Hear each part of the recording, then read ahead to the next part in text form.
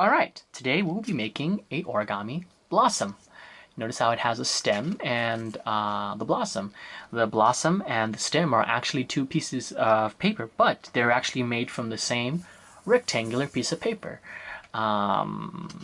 This is actually based off of the crane base. So learning how to make this, if you learned how to make a crane from my previous videos, making this is very easy. And if you already know the crane base, then you're already ahead of the game. And making this blossom is quite easy.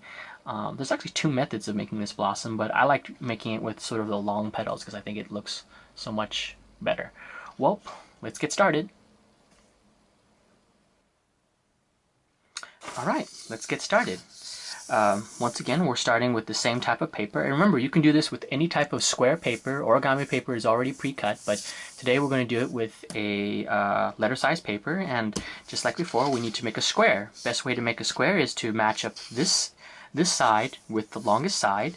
And you do that by simply folding over and matching up. And always remember, you have to have 4 right angles in order to make a square properly. Well, theoretically, you only need 2 right angles.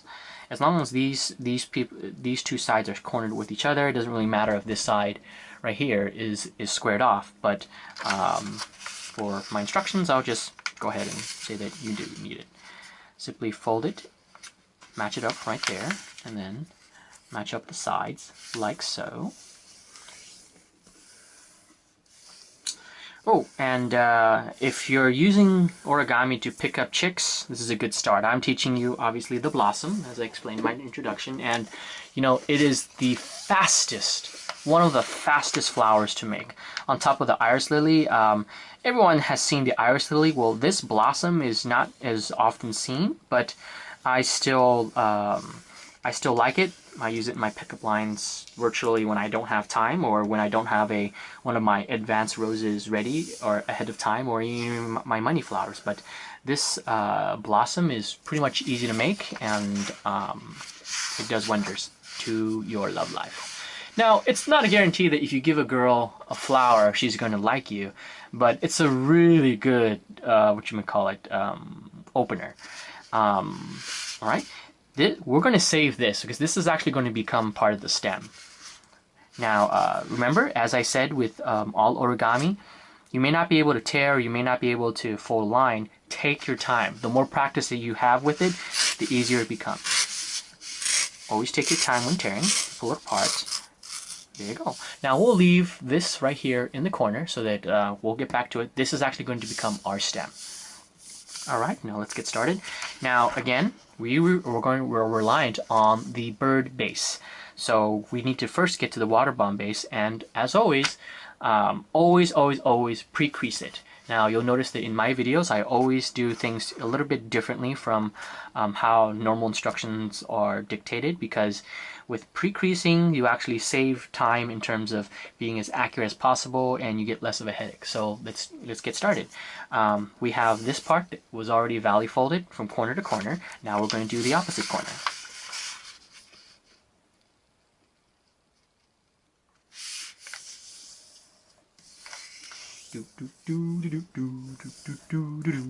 Okay, now we open it up, and then notice how everything's sort of a valley.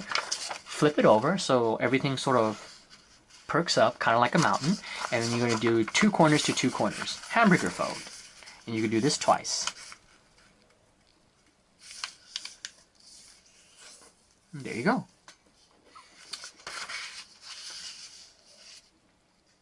Next, repeat 2 corners to 2 corners, hamburger fold. Alright, and then just like before, water bomb base now becomes easy. All you have to do is see how you see this sort of top of the house? All you have to do is just pinch both ends and then bring it together. See? Bring it together easily, and then now you have water bomb base. You'll have 2 flaps on this side, 2 flaps on this side, and you have water bomb base. Now, let's see. There we go. Now, like I showed you in my previous videos, I'm going to do one side. I'm going to show you how the traditional method of getting to the water bomb base, and then on the opposite, on the back side, I'll show you how I do it in my method, the more accurate method, which is, you know, it lays the groundwork for when you're doing other origami. All right. So I'm going to fold this up. Because the paper is so white and I know it's hard to see in the camera, even in real life it's hard to see it. Basically, I fold it up so that you could actually see the shadow of this line right here. And what you're going to do is the side with the mouth. Remember, not this side, because this side doesn't have a mouth. It's actually sort of just 4 flaps. But right here where it actually has, you know, a flap and you can open it up and you can sort of see, like, I guess the zerg pincers or whatever in the mouth. You want to take this side where it has sort of the opening. Notice how I can actually open this part right here. You want to take this side right here and match it up with the middle, like so. And the way to actually help you see this, if you're not using colored paper, which I probably, now that I think about it, for the blossom I should have showed you how to make how I make a blossom out of like yellow paper or red paper, but oh well, we've already started. You do the same to the opposite side, like this. Fold it up, so this way you can see that shadow line, and then you just fold it inward, like that. There we go. And then, like before, you simply open the mouth. Let's point this towards ourselves. Point the mouth to yourself, open up the mouth, and then tuck in the cheek. And you do the same to both sides. Tuck in the cheek, and then you're going to basically reverse fold these 2 folds right here. And then down. Fold all the way up, and then all the way down. There you go. Now, for the back side, right here, we're going to do this a little bit differently. We're going to do it in my more unique approach, and that is I'm going to open it up, and once I have it opened up to here, notice how, if you could see it, there's a crease right here, right here, and right here, and right here. Now, these 2 creases, when you notice when we had folded it, I'll just put it back together, we basically folded it outward like this. Basically, that's 2 layers of paper. That's going to make this side a little bit inaccurate. And so, but for the blossom, which is reliant on the crane base, right afterwards, you don't have that many steps to get to the blossom. But for the sake of, you know, practice, for in the future, when you actually want to do more intricate origami, I'd say just open it up and then do it manually. So, we're start with this side and then work our way to the bottom. So what I'm doing is I'm going to take this edge and then match it up. If I can just see the fold, notice how there's a crease in the middle. You're going to match this line right here to this middle one right here. And I just pinched it up so this way you can actually see the shadow of it. So like that, move it up, and then here's the thing. There is a crease right there. Let me see if you can see it in the shadow. There it is. See that little crease right there? Don't go past that. There you go. Don't go past, there's a crease right there. And I'm going to do the same to the opposite side. Now, granted that in the video, if you do not see this crease line, when you're folding this live, you will see this crease line as bright as day. Unless you have some paper that's really giving you a weird optical illusion. If not, then, you know, just feel around the paper, and you should, you know, if you feel around the paper, oh look, there's a crease right there that you can possibly feel. Alright, and then repeat on the opposite side.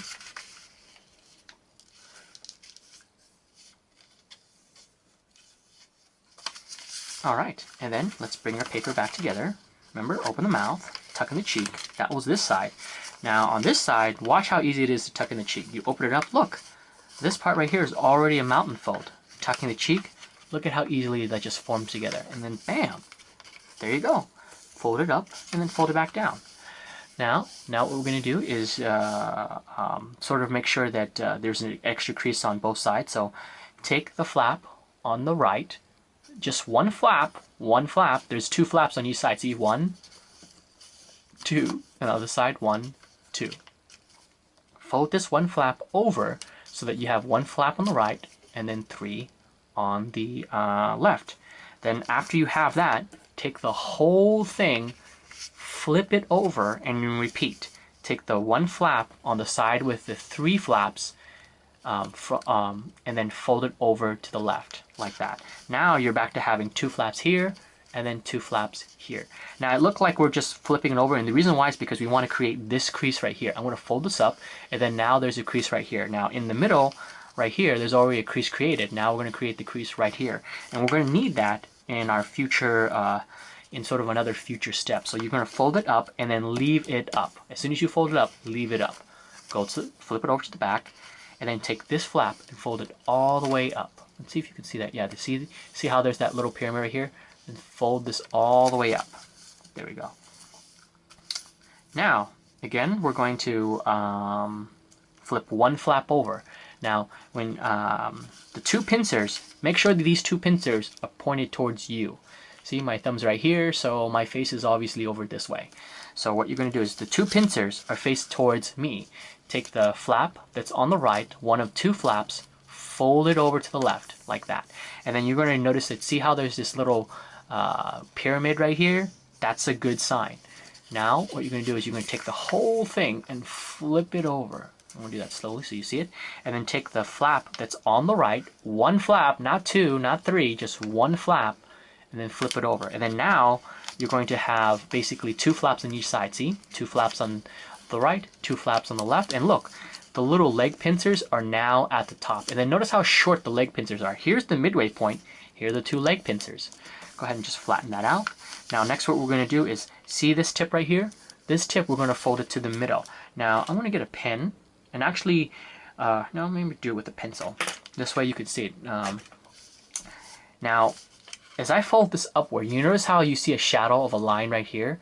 That line is basically, there's two lines. There's sort of the vertical and then the horizontal. Now, I'm going, for the sake of this diagram, I'm actually going to mark this line so that you can physically see it when I fold to it. Now, when you're doing this normally, you do not need a pencil and you do not need to mark it because you should be able to see the creases. It's just that it may be harder to see on this YouTube video if you're not in high definition, or maybe it may be grainy or whatever. But what you're going to do is you're going to take this tip right here on the side, this tip, and fold it to the middle so that this point hits the direct middle. And you're going to do the same to both sides and the back. Now, as I flip this over and do this to the back, I'm not going to mark it because technically you should theoretically be able to see that cross. See, if I just fold this up, notice how you can see the shadow. There goes one line, and then here goes the other line. So you should be able to see where that midpoint is. Just fold it over. Or another trick is, see how this back part is folded? Just fold this up and use the back of it as sort of a reference to try to get this point to the exact middle. Do the same to both sides. There you go. Alright. Now, the next fold is a very unique fold. Notice how you'll see that there's this little edge right here. Now, notice how there's this pyramid and there's this edge. Now, we're basically going to create a fold. Now, this line right here will never... Okay, you know, I'm just going to draw it right now. This line right here will never meet this the middle one. What you're trying to do is you're trying to create a fold between this point right here, what I'm marking, to this cross right here. And you do that by simply putting your finger in here, opening up, putting your finger in here as best as you can, and then just sort of pulling it. And then notice as I pinch down, if you could see the shadow, notice how this line never meets the middle. That is perfectly fine. This is what you want. You want to get it as much as possible. Pull it in and then press down. And then you do the same for both sides. So I'll just flip this around and show you. Just pull this as much as you can so that it goes all the way. So notice how sort of a shadow is forming right here. You want to get from this cross point right here to this point right here. And remember, this line right here will never touch the middle, and that is perfectly fine. And then notice if you look down on this, notice how these two lines never meet the middle. That is perfectly fine. And then you repeat on both sides. Now, if you do not do this fold right here, your blossom's not going to come out right. So be warned. Remember to create this fold right here. Pinch inward, and then there it is. Next, you see this right here. This is going to sort of be, what do you call the middle of a flower? The bud. This is going to be the bud. Now take this right here and fold this tip all the way up so that it meets the other tips. Like that. And you're going to do the same to both sides.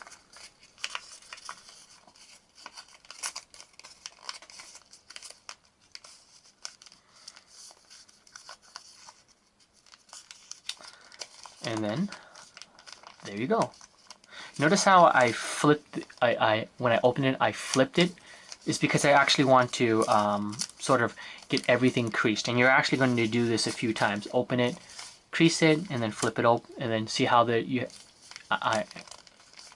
flip the plus. Now next what you're going to do is you're going to open it up so that this forms a X or a cross, you know, an X or a cross. It's a funny commercial I remember seeing in Canada where, you know, they were talking about the new crispy squares. So instead of calling them crispy squares, they changed their marketing scheme to call it diamonds. And so I thought that was pretty funny. And then there was a big complaint about, you know, squares versus diamonds. So they added a combo pack, which is the same. I mean, it's obviously the same thing, a square versus a diamond. But anyways, an X versus a plus. So have it form a plus or an X on the bottom. Take 2 tips. Now point the tip words upwards. And then this is what you're going to do. See, now I'm going to face this away. See where my thumbs are? Pinch it. Pinch. Take 2 fingers on your right, 2 fingers on your left. Make sure they're at the ends. And then see where my thumbs are? See how I'm doing this rotation motion? That's what you're going to do. You're going to pinch right here strongly and then rotate where the thumbs are. And watch as the flower opens. Ta-da! And you're going to do that. And then basically after you do the initially, see, I'm just going to rotate over, take this tip, rotate over, and then do it again. Rotate your thumb tips, and then open is your blossom.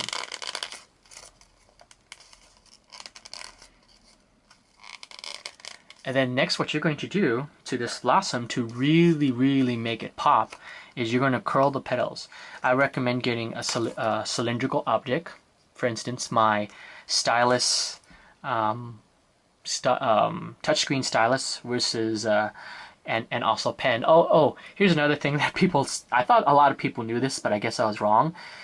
The stylus that works on an iPad stylus also works on any smartphone that has a capacitive touchscreen. When you have a phone that has, you know, sort of a glassy screen and then it's like, you know, you could do multi-touch or whatever, this stylus will work on it. Now if it's a resistive, basically anything works on it. But for a capacitive, you need a sort of a capacitive tip, and that's my little side tidbit about it.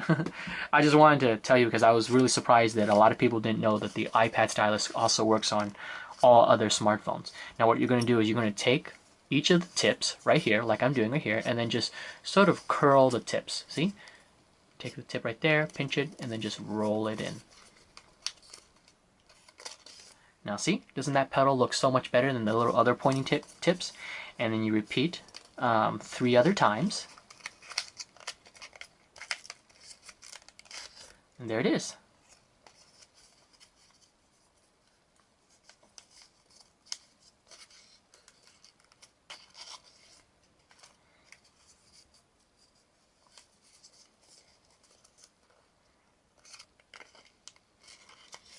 There it is, your blossom. And it looks much better with the curled petals. And then remember this extra piece right here? What we're going to do is we're going to turn this into the stem. Now, to turn this into the stem, basically we're turning it into a straw. And the best way to make sort of a strong straw is to actually tube this, but do it at an angle so this way you can pinch the side. So notice what I'm doing. I'm going on this corner right here, sort of getting that initial fold right here, and then I'm going to start to roll it.